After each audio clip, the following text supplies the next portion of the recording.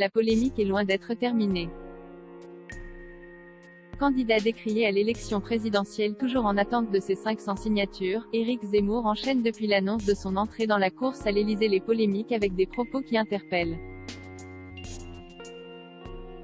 Les derniers en date, se proférer à l'encontre des enfants handicapés, vendredi 14 janvier dernier, qui devraient selon lui intégrer des établissements spécialisés, dénonçant l'obsession de l'inclusion qui est selon lui une mauvaise manière faite aux autres enfants et à ces enfants-là qui sont, les pauvres, complètement dépassés par les autres enfants.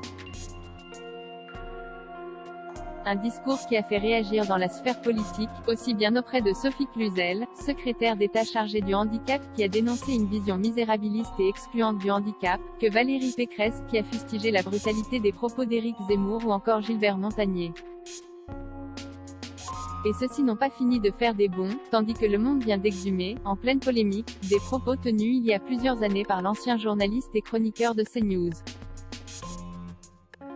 Se préoccuper de l'insertion des personnes handicapées dans la société, ce n'est pas digne des priorités d'un président, a ainsi cité Apolline de Malherbe, qui recevait mardi 18 janvier le candidat de Reconquête.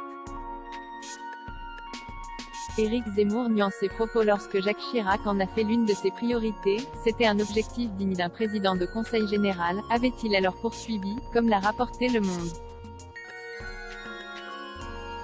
Pour sa défense, Éric Zemmour n'a pas nié ses propos, mais a toutefois nuancé en expliquant qu'un président doit avoir des projets pour la France, et qu'il y a ensuite un Premier ministre et des ministres qui s'occupent de sujets très importants comme les handicapés.